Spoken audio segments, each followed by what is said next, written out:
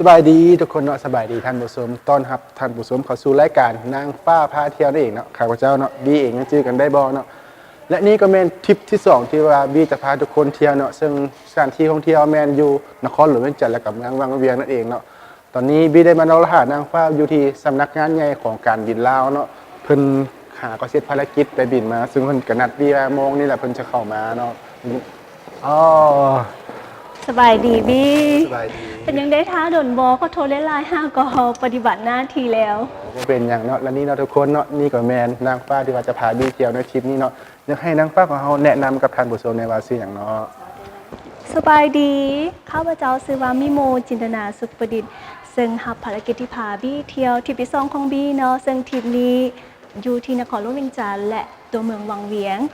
แต่ก่อนจะพาบีไปเที่ยวมิโมขอตั๋วไปเปลี่ยนสุดก่อนเพื่อความสะดวกในการนำเที่ยวเนาะโอเคเนาะเพื่อว่าเป็นการเสียเวลาด้วยทุกคนเดี๋ยวจะให้นางฟ้าของเขาเดี๋ยวเปลี่ยนชุดแล้วเขาไปเบิ่งกันว่าสถานที่แรกที่นางฟ้าของเขาจะพาไปเที่ยวนั้นอยู่ใส่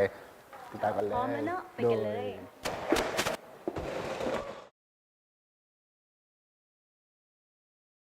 แล้วทุกคนบอลแรกที่นางฟ้ามีหมวกของเขาพามาก็คือห่อผักแก้วเนาะความงามที่อยู่ทางด้านล่างของเขาทั้งสองคนเนาะเอิ้นว่าห่อผักแก้วเดี๋ยวมิโมจะพาบี้เข้าไปไหว้พระเพื่อขอพรเป็นสิริมงคลเนาะและก็สมความงดงามของภายในตัวห่อผักแก้วกันเลยตามมาเลย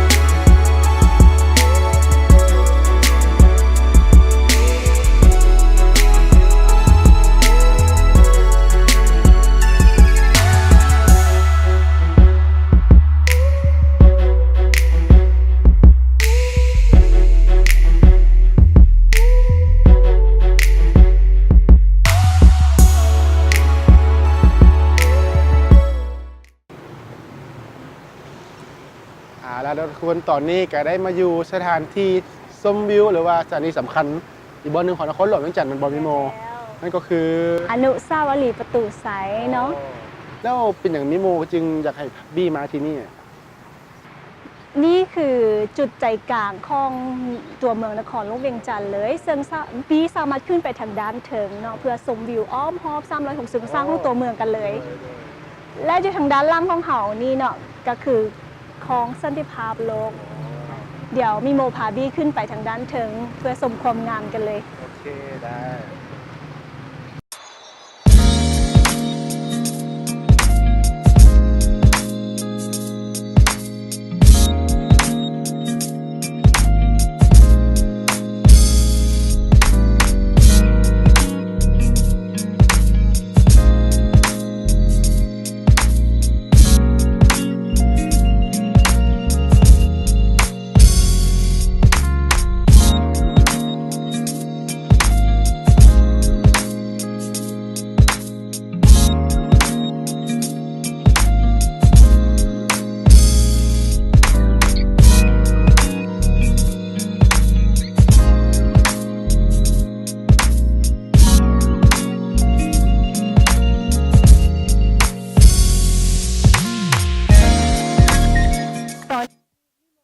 บี้มาฮอดวัดเสียงขวนแล้วซึ่งคนต่างประเทศจะฮู้จักในดีในนามของว่าบูดาพักเนาะซึ่งคนท้องถิ่นจะฮ้องว่าวัดเสียงขวนเนาะ ซ ซึ่งวัดนี้สร้างขึ้นในปีคศ1958 โดยปู่บุญเลื่อมศรีสุริตเนาะซึ่งเป็นคนสร้างวัดนี้ขึ้นมา แล้วทางล่างนี้เดี๋ยวจังหน่อยเฮายางสมแล้วค่ะแล้วมีโมจะพาบี้ขึ้นไปสันถึงเพื่อให้เห็นมุมกว้างให้เห็นบริเวณทั้งหมดของวัด อ๋อเอาละทุกคนตอนนี้นางฟ้ามีโมของเขาเว้าสิ่งที่น่าสนใจหลายเลยเกี่ยวกับวันนี้เดี๋ยวบี้ขอตัวกับพี่โมให้พาบี้เที่ยววันนี้ก่อนเนาะแล้วมาเบิ่งว่าวิววัดเสียงควรเนาะ แม่นแล้ว วิววัดเสียงควรจะสวยงามสำใดไป ทุก เล คน ย นำมาเลยเด้อ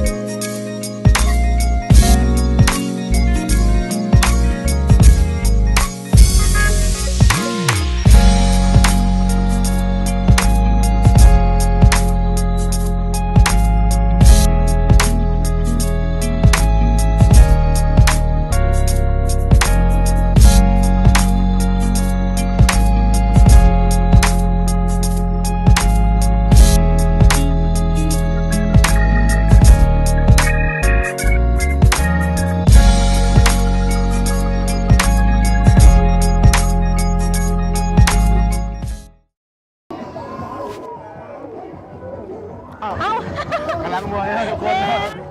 แล้วตอนนี้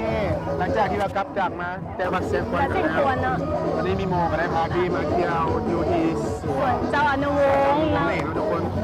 ซึ่งพี่โมได้บอกว่าวันนี้เป็นแหล่งท่องเที่ยววันออกกำลังกายที่ข้างหลังเลย เห็นกำลังเต้นอยู่ มาเต้นนั้นละบิด แล้วเป็นคนขายเครื่องแบบไหน จะมีหลากหลายเป็นของทีละนึกเป็นงานซีมือหรือว่าเป็นเสื้อผ้าของหลากหลายรูปแบบเนาะบ่ว่าจะเป็นวัยรุ่นผู้ใหญ่หรือจังได้เด็กน้อยนี่มีครบเนาะแบนโมงเซแคนเกิบทุกอย่างที่สำคัญราคาบ่แพง แพงของหมักเลยมาดิ แม่แล้ว มีกับหมักคือกันเนาะเดี๋ยวเห็นห้างไหนห้างเราที่เราอยากสนใจกัน เดี๋ยวขอตัวไปซื้อเครื่องมาก่อน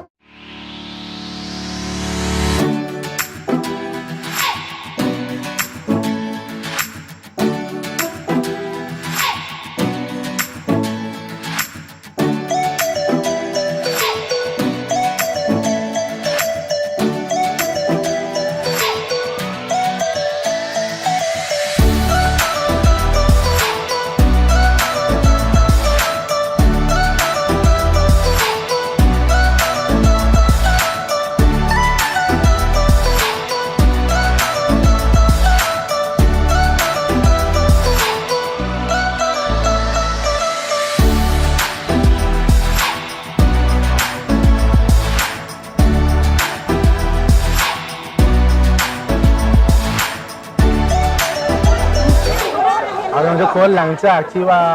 นิโมได้พาบี้ไปเที่ยวทั่วนครหลวงเวียงจันทร์และซื้อของฝากไปเรียบร้อยแล้ว ตอนนี้นิโมได้พาบี้มารับประทานอาหารค่ำอยู่ที่ เอามาแวะเติมพลังกันที่ร้านอาหารและเครื่องดื่มคาวบอยพาร์ค คาร์บอนพาร์คเนาะนิโมเป็นอย่างนิโมจึงพาบี้มาที่นี่เนี่ย บี้ฮูบอกว่าเดี๋ยวนี้คาวบอยพาร์คเป็นที่นิยมของวัยรุ่นเนาะซึ่งจะมาพบปะสร้างสรรค์กันแห่งนี้ โดย บี้จะสังเกตว่าอ้อมหอมเขาเนี่ยจะเต็มหน้าแน่นจะเต็มแบบนี้ทุกมือเลย หลังจากที่นิโมว่ามาบี้ก็สังเกตเห็นเลยว่า